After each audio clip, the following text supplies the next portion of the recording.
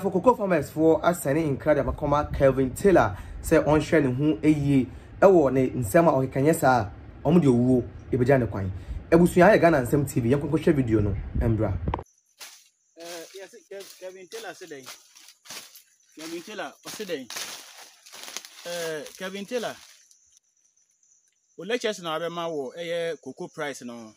Akuya for Yatini na Mammy boy a bear in Chiro. As I said, with the contumpo, so which a contumpo, it could do be a wound there. Some man for from Okodia dance or Samando. Kelvin Taylor. And idea was one for our frost, so yes, Ghana, I so cheap. Oh, a bambia or boa chidon. Would the judges at Tamcra, you free? Into ne how be a, and you see what for our front. What the air to a Akuya for. What they try and her. Now, Kelvin Taylor, many can't control. A queer for ye can't row. So what's one for yet you need scared over court to crown I beg you. So what's one for us a 1 year, no queer for. Would ye name a bit chief from? No queer for ye bre. Yes, I can. That's what they were not. ABC so. About 3 years so queer for yet ye need to be at the Oko. Nemo we had the second way, a bet you. That they are chill assassin. Na de asama wa Yakopon ne asase a ye nam so yi na menyi se obefi wabrochi aba betia Ghana asase so na wa ye yi wuni me kwan efa so ye do koko e kwan efa so ye do koko afoma koko ba na ya te koko okuani bedua koko adase a training no asa to eye nro agu ase aye ho adwuma be 3-4 years 5 years ansa na okuani beti koko a wate no and a more business for a long-term investment. Now, the cow could any bebo, ewo cocoa for home. A better tin on Qualabremo na wati. No tia after all tier to Tianeca. Siko the question of whom, after an answer Babeca. Now, was sorry out now, I'm my lectures. I can, and I say, and a cocoa buono, yet to say, and a cocoa buono, yet politics no modisham, politics bang, an officer acquire for your name answer. They say the obedi dear queer for the attempt, say I drink for me a name answer. Inti so bi kan se ne me ne o ko Accra na so china na so ba o se takura de na me kan inti takura de na me de wo kwa nipa kon no be hu so yo trofo na so ye no krodi ni Kelvin Taylor yesrew akuyafo ye pawchew pa se waso afofo aban bi aba na se aban no bo wachi dom aban ne boaw ama ye se wotina mic animpe na ye tua ne bafu ye de ama na se wudi akuyafo ye bra ansa na ye de team fifiri ansa na ye de moja na ye adwuma hweyie na akuyafo ya ma wo so Kelvin Taylor hweye o sorry a wo ya analysis say free fertilizer akuyafo ya wo Ghana ha nyina aban bi o ba ne won hihia o de ema fertilizer NDC part 1 e ba ye o ma fertilizer free do do say na mo sa kan bi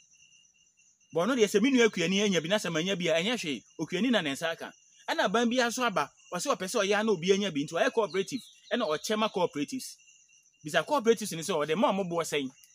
do do say mpo na etumi tu aye akuyafo do do say na etumi tu aye now the free fertilizer and fertilizer say what the better da akuyafo and how can say yenim yansa adwuma na aye no what can say yenim na aye wo hu okay aban bi ba o che nuro free no koko board e sha say ma nuro free enye ne ne awo kana ankasa e kire say wo Kelvin Taylor mpo no kuyayi mu wadwen wo fom Kelvin Taylor me say wadwen e wo fom pa se wonnim kuyaye ho nyansa wonnim kuyaye ho adwen a akuyafo ma yenwen ye ho na ne yese fata se akuyafo yensa aka no ma yenka na yensa aka enkotena wa brochire enkotena wa mic anim se wo be defend ye di wasi number 5 who defend goals why na wo defend no wo aban a wo ba ye wo ka kire obi se nipa kro no esisi akuyafo MPP aban esisi akuyafo nanado ewi akuyafo ono kra watum hweba bi odi free akwakodu 3100 ansana modada akuyafo ma ye yi ni free so wo se ono ewi akuyafo na so ewi akuyafo na se wo waba wasinipi se wo esa nka wo to ne be 6000 esa nka wo to ne be 7000 inti se nanado to ne 3100 a kronobo owie akuyafo na se wo waba na se wo betum na se wo de 128 Ghana cedis na o say ka say 60% no mo de atum a o kan say akuyafo yenim twira na yenim kenkan Ye nim kenkan. Obo real figure say 1 2 mukran 6,000. And ne na se won so ba betum na se utum 128 Ghana cedis. O de kwaka ne o dada no ho a. Na wo se oni akuafo ade ne yie. Tie mo MP Samson ahi oye me nua. Me na ka kasa ba ko. Samson ahi tie ni okaye. Tie Samson ahi na se ma okaye. Yentie na yensamra Kevin Taylor. Ana kokobo. Oh, amasan dwaso no bag ba kun bia ye 81 million. Ense kokobo bag ye 81 million. Na ban ko jisika no fra bochire ba na ochemu nan. Na o ma ba kun no abo title office no fa miensa. Eya don papa. Anya kro no. What you say? Nti 81 million no. Anya kro no chemu mienu na ma kueni no fa. Na wo fa. Wo bota wote office no. 81 million no. Wo se kueni we man 20 million. Na for 61 million. Aya sem papa. Aya kro no. Nti awose na nado aban oja sasisi no. Na ni manimi ya no. O san review kokobo no. No do What promise Ghana for? What promise akuafo? Say ebo na ye de to koko ne ebo na ye. Na oba ya wo say na dollar rate at say. Dollar rate ay say. Dollar rate ay say. Bisa say dollar no kwa wo kana asem no. Dollar no woko ayi a. Woko banks a unya bi. E na woko yesan ne say. Yemfa dollar no ntenchen. Kuafo ye ni dollar. Akuafo ni dollars ye di cedis. Inti say also what to 60% na man reflect e wo ye cedis mu. Because ye the CDC no ye calculate wo CDC mu 4.15% ena o de 2 mu. Ye nhwe track record say da ho. Say your friends say Yura Mahama obae mo obae first one otumu dodo sen. Into so obi aba so abetu mu amanadu 31,3,100. Now o kan chere Ghana for say oye kromfo say the yesi eton wo edwaman so yes na eso oton no. Na say wo wada da kuafo nyina ma kuafo de omoro ahye omumu say oh ye toma na so ba kuafo ebedi yie no ntumi NC mansion obesi mansion na say ne oba na say obeto no 3,228 Ghana cedis na obese wo kire yesen e say wo ye kromfo ya tayi unya nipa obeku no omo ti office omo bota omo da government cars mu ayede omo edi akwani aba da bi omo ko na omo ba kra no omo fu ya free okuani kwa onamfom okuani ekọ na fom a onamfom obitumi etwa 4 kilometers asa na oduru na fu so ne no ba ye kro bedu odi bedu krom no enye easy obeso abre koko ne kro a oba beton ama wo ye de bi abre wo abrochi ho atena ho na wo de be defend aban ne kro no sa koko no osua ebre etwa be 5 kilometers obitwa 10 kilometers asa na oba bedu 6 point ono kro no kuani kro de be ko ske no kro no so ekọ ne sen se wo wadwen wo fom akuafo yadwen ni fom why se wo wadwen eda fom a akuafo yadwen enna fom yadwen ni fom nti se wo se unya faso bia e wo so se koko no Ghana ban munya faso bia so mo makwan na ye akuafo yenkoton yade e wa manone na yenji yesika ma yenkoton yade e wa manone na yenji yesika mo sori a akuafo nko a ye se obi enya pen na se botai ekotena ba bia e che se okuani na ono odi ni sika ewura afom odi ni sika eye long term investment odi ni sika eye adwuma o tin fifire na mo afa mo pen na mo ko wia okuani no na entrokro wasan atwa pa ma wo se wo Kevin Taylor ye kan wase ma wo se entropa wo se jandam na MPP fo binom de se Ghana kuafo yina ye MPP fo Ghana kuafo se no mo tia esu se price na ye de atukokom no e wo fom no Ghana kuafo yina ye MPP fo e de wo se Ghana kuafo yina e ye MPP fo nti okuani no se esisi na ono de oni ano o de bekasa na Kevin Taylor yesrew pa ye pawchew na se wanhwe ye na se wo de afoforo eba akuafo Ghana akuafo de ba ye so a ye de asase wei a ye dua ade wo so ye de be bodua a wo ba Ghana wo de wonan si Ghana asase so a asase no be chew enam se moye madwen se mo de nyansanyansa e be sei nkrofo a omo bre omo ho aye adwuma be sei omo ye se mo bedi omo sika na mo de aye mo ho yie bisa se okuani wo abusua mu a bisa no fra abusua pan ni wo okurum na bisa no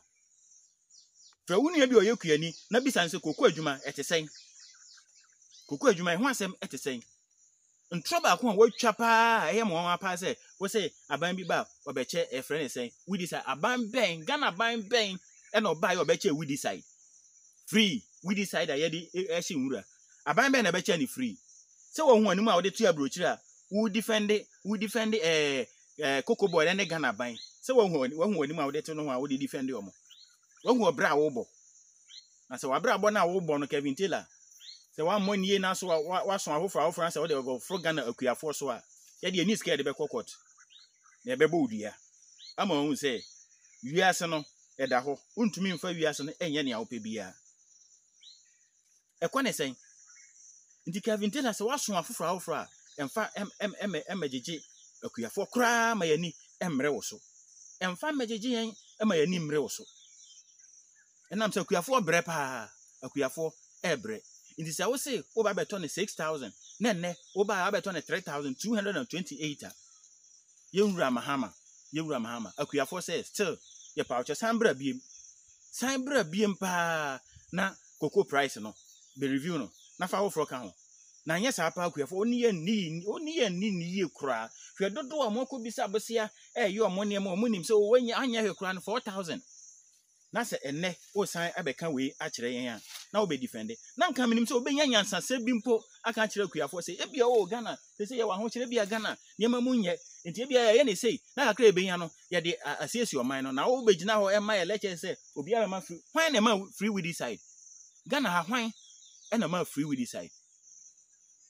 hwan e na ma free with this side e wo Ghana ha mi bisa aban ben kire me aban kro ba ye obema a friend say adura ye de himwura kire ma ban kro ba ye obeche sa adura ibi on so ayo trofo a wuti abroche no ho wan hwe yankopon betua oka pa Kevin Taylor say wan hwe ya yankopon betua oka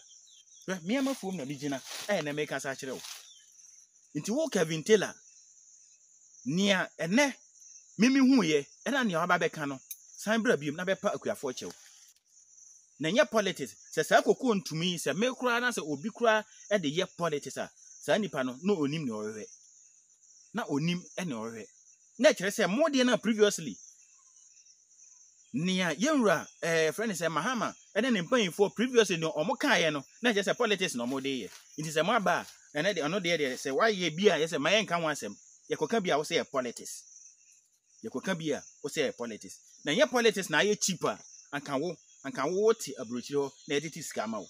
se ye politics ena ye so cheaper anka wo ti abrochire na wo kotena mic achi a na ya send scam wo wo baga na ha kura ye ni ba bia de wo fa wo didi judges atema na agya wo free nti wunim se akuafo so be didi atema ko free ye de ye mfa nkokoto ye wo kota wo nwuram ye be sama wo ama asase a yedua kokoo ne wo so ye be sama ama nsu a wo Ghana ha nyina abosome a wo Ghana ma ye be sama wo na de wa hye yankopon sa na yankopon so adi wasem na yankopon adi wasem ti wo Kevin Taylor na ye ka kire wo akuafo se yesu a jayema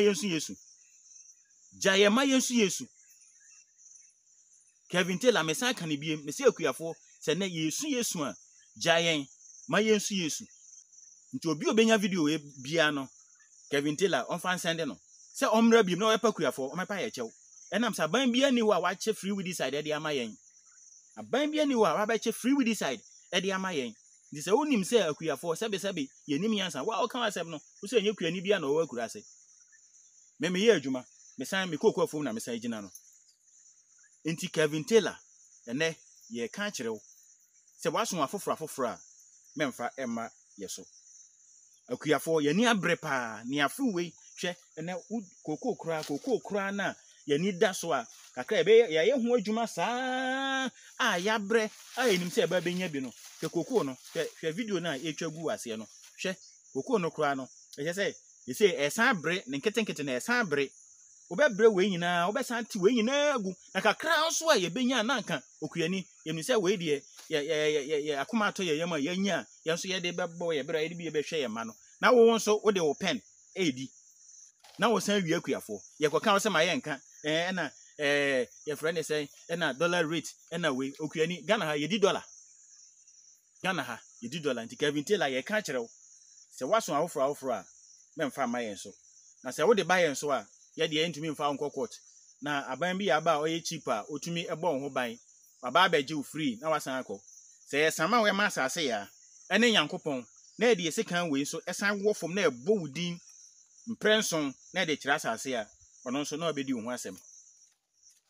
ono nso na wakwakodi wo ho asem ehwo de yenkogina ho ena fa we bra na emom ye obetumi wo no ewo ho asase ya nsu ye deda ye koko ano ye fu ano a ye sabinom yesama wo mo nyina na ono nso wakwa beli wo ho Kevin Taylor waso afra memfa ma yen so yesrew pa ni diem se wanya aban bi abana se so cheap ema wo na otumi etunu amo na yetiti sika ma wudi na se wo ho etowa akuafo ye bre a ma yen sanka ne yehia na emum se mo adwen se mudi akuafo e de ba bedi agrode a ene nam so munyina yi na sa koko price we kwa ya de ba wo a wo de politics e be femfa na nipa ko na wadwen e wo fom na sabe wadwen e wo fom kra yewura Samson ahi wonso wudi eni ni awukan no ebre nadu ye hwew ni aban bi ba ya na osisi ganafo aban bi ba ya na osisi ganafo ena koko wantum ye wa ye ni sei a obeka ho asem no yewura Samson ahi wudi emnim se koko adwuma wunim se de sitie wona na dobi wunu ya dobi ye krom ha area ha no ye nyina de koko Samson ahi wonso wunim se de koko adwuma sitie nti se na aban bi ewo so na obeka asa asem ye a ene nso foforo aba the same asisie na odi sisi yen ono nso ene bra na beka ho asem wa meka ho asem na nso wo ye yan atwem na wo ye hypocrite se we wa meka ho asem a wo ye hypocrite Samson ahi me say aban bi baaye Samson ahi me science su biem se aban bi baaye aban ne baaye no wo se 3100 wo se wa wi ayen e sanka yo to ni sei Okobo no kra okodwa man so be 80 million 8000 Ghana cedis inti anka ye kra no makua ni 4000 Ghana cedis kra na anka enchen no minua be ma minua panyin no minua banyin mesrew sa asem na sa abre no hu se ye sisi akuafo wo papa wo mame no unua no ma ye wo sa wi a ye adwuma abre sa abre no hu se omu sisi yen na wo be kan ho asem a ene aban hofro na abai sa sisi na da so o ye wura Samson ahi yesrew ema yekoko ayabre ho aba anka ese nya mfaso edi na edi bi hwe yerenom ene yema ne yabusua no ema sa ebre no ema ne nye kwa nti se waba asisi ni bi na aba no Ebra Samson ahi be kan ho asem yesrew nemom Kevin Taylor wo last warning me kan kirew se waso afofra emfa ma yen akuafo so yensrew na yadi wo san be didi yatem se akuafo wo pa kire se yenim ne yehia anani okan na sif say yanso ante yanso tiyo nti ede tu yetirim ena ede beto aba no ede ma no so obeba ama ye ho atwen na se nne aba na so aba da yen a Kevin Taylor giant na yensu yesu so why wadwen say the whole Ghana eye akuafo nyina ye pan aba be kasa se eye sisie na se wo se enye sisie na emom price na wato no a normal price there. Now, wo Kevin Taylor wo pa kire say the whole Ghana akuafo hin na je say na dwen eda fom ana onim ni oye ana yenim ni ayehwe enim ni ayehwe pa nti sa wo se munya mfaso obi emfiri so ya ntumu nti munya mfaso obi emfiri so nti na mo to ne sa price we ya eni na munya ye na yan kwoton ya de na one secret a mahu e wa ban we hu a opese owie akuafo ne say o se koko ne ye seasons mienu your seasons mienu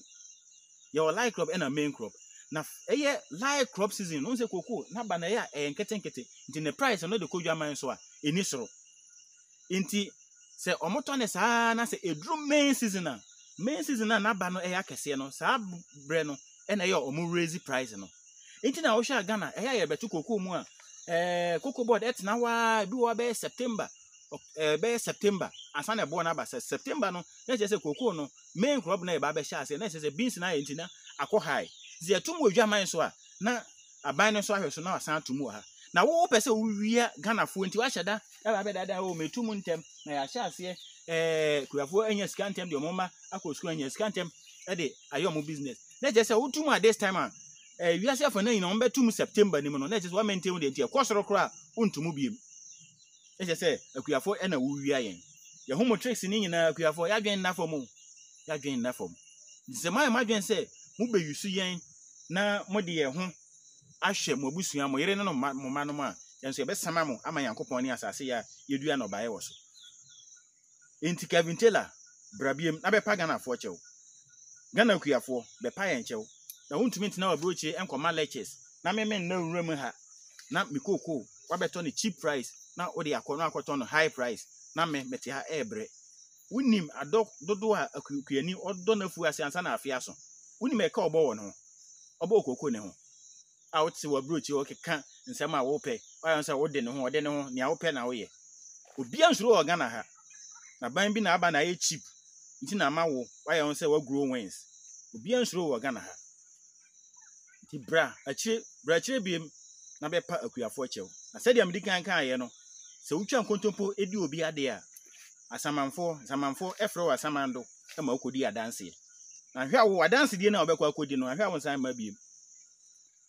enam se nia o pese ubo obi achi do no de ye akuafo no enya abojo e ma akuafo di yenra Kevin Taylor brabiem na be pa akuafo chew na be pa akuafo chew a yenso ye ne wo bi kan ye be san ba wo so biem ye da ma se